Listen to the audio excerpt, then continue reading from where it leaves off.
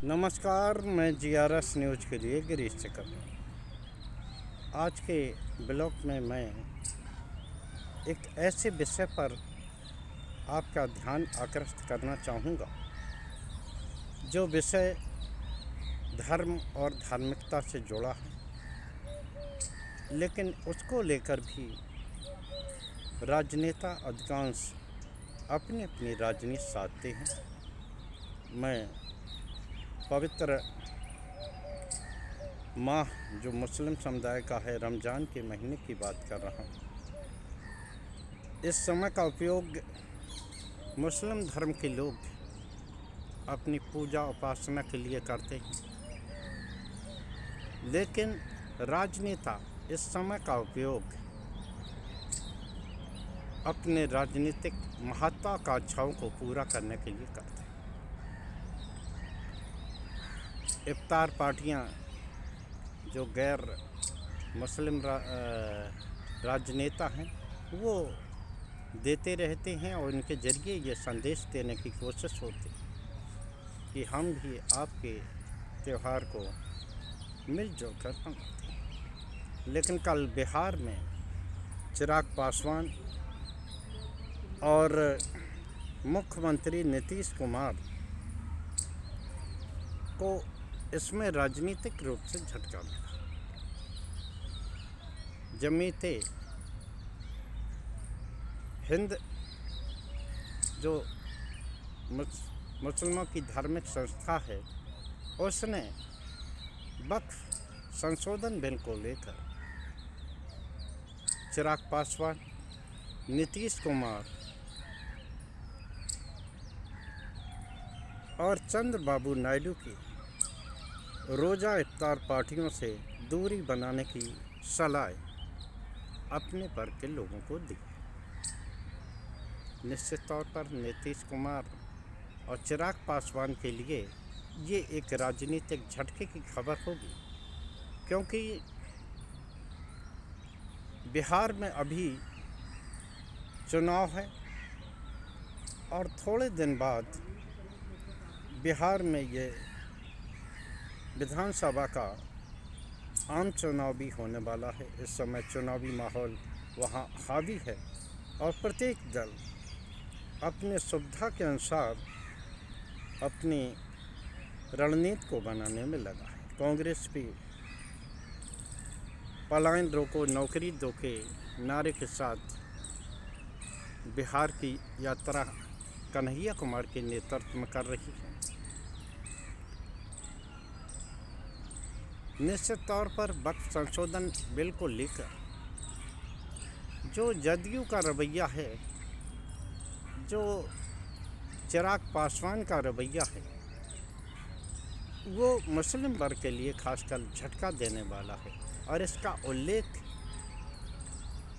धार्मिक संगठन के उस चिट्ठी से मिलता है, उनके तकरीर से मिलता है, जिसमें उन्होंने ये कहा है कि कृपया इन लोगों से अपनी दूरी बनाएं। हालांकि ये पवित्र महीना है और कांग्रेस के ही एक नेता ने इस बात को लेकर विरोध किया। उन्होंने कहा कि अगर कोई गैर मुस्लिम राजनेता अगर इस रमज़ान के पाक महीने में अगर कोई आयोजन करना चाहता है तो कृपया इस पाक महीने के समय का राजनीतिक लाभ नहीं लेना चाहिए, ना ही इसमें राजनीतिक विरोध करना। मुद्दों के आधार पर विरोध करना अलग बात है। यानी कि उनका ये कहना था कि इस महीने में केवल खुदा की इबादत के अलावा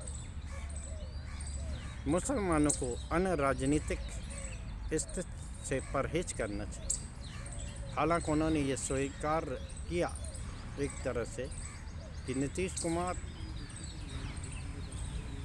और चंद्रबाबू नायडू को लेकर जो मुस्लिम वर्ग की अपेक्षाएं थीं वो धूल धूसरित हुई हैं, कि क्योंकि वक्फ संशोधन विधेयक को लेकर ये दल मोदी सरकार के साथ खड़े। निश्चित तौर पर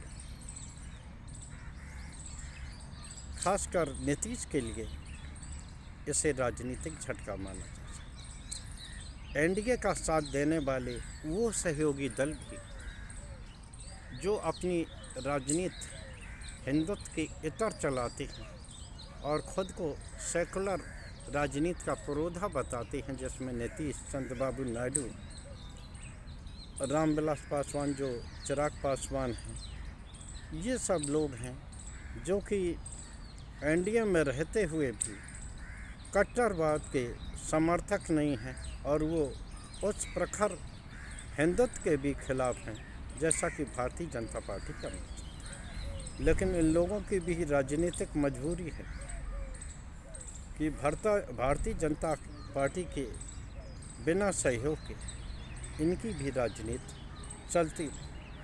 और इधर नीतीश के रोज़ा इफ्तार का विरोध कर एक तरह से मुस्लिम वर्ग के लोगों ने एक संकेत दे दिया। मैं ये कहना अभी जल्दबाजी होगी कि इसका असर चुनाव पर कितना पड़ेगा, लेकिन आप ये तय मान लीजिए कि ये एक संकेत है। हम लोग कोई भी भोजन बड़े बर्तन में बनाते हैं तो 2-4 दाने ही चमचे से लेकर देख कर ये जान लेते हैं कि क्या भोजन पक गया है। उसी प्रकार जो मुस्लिम वर्ग के अंदर अपने अधिकारों को लेकर वक्फ संशोधन बिल को लेकर जो विरोधाभासी भावना है, और उन्होंने नीतीश कुमार या चंद्रबाबू नायडू को रोज़ा इफ्तार का विरोध करने का ऐलान किया है, निश्चित तौर पर यह दर्शाने को काफ़ी है कि मुस्लिम समाज अब इन लोगों पर आँख मीच कर विश्वास करने वाला बिल्कुल नहीं। भले ही नीतीश कुमार रोज़ा इफ्तार पार्टी में मुतमईन दिखे हों, लेकिन उनके अंदर भी अब इसे लेकर ये डर पैदा हो गया है कि अगर ये संकेत आम मुस्लिम भाई में जाते हैं और उन्हें ये महसूस होता है कि अपने राजनीतिक हितों की परवाह के आगे उन्हें मुसलमानों के साथ हो रही अन्याय की परवाह नहीं है, तो निश्चित तौर से आप तय मानिए कि ऐसे समाजवादी और सेकुलर नेता जो एनडीए में हैं और मुसलमान मतों के सहारे अपनी राजनीति को साधना चाहते हैं, उनके सामने मुश्किल खड़ी होने ही वाली है। भले ही ये एक धार्मिक संगठन जो था जमीयत इस्लामी हिंद, अभी आपको एक दिखाई देता हो, लेकिन आपको भूलना नहीं चाहिए दिल्ली में जब 17 मार्च को प्रदर्शन हुआ था तो ये संगठन भी जंतर मंतर पर हुए वक्फ संशोधन बिल के विरोध में हुए प्रदर्शन में शामिल था। और वहीं ये तय हुआ था कि पटना, विजयवाड़ा और जो मेट्रोपॉलिटन सिटी हैं, जो राजधानियां हैं, उन पर इस तरह के बड़े बड़े प्रदर्शन किए जाएंगे जो कि वक्फ बिल के विरोध में होंगे। और पहली जो विरोधी सभा होगी, रैली होगी, वो पटना से शुरुआत होगी। निश्चित तौर पर ये भले ही एक ये माना जाए कि उनके खिलाफत करने से आम मुस्लिम भाई खिलाफ नहीं होंगे, लेकिन ये संभवतः आने वाले संकट से आंख मीचना ही है, क्योंकि अभी एक संगठन ने विरोध किया वक्फ को लेकर। आम मुस्लिम भी किस प्रकार से उनके मन में एक विचार चल रहा है कि सरकार और सरकार के सहयोगी दल उसके हितों की चिंता नहीं कर रहे हैं। अगर ये बातें दूर तक जाती हैं तो निश्चित तौर पर आप तय मानिए कि या तो ये एनडीए को छोड़ने को मजबूर होंगे या उन्हें आगे चलकर मुस्लिम मतों का तो नुकसान होगा ही होगा। खासकर मैं चिराग पासवान और नीतीश कुमार की बात कर रहा हूँ, जिन्हें कि हाल फिलहाल 4-5 महीने के अंदर ही विधानसभा के आम चुनाव में जाना है। आज के ब्लॉग में बस इतना ही। जय हिंद, जय भारत। कल फिर किसी मुद्दे के साथ आपके समक्ष हाजिर होने का प्रयास करूँ।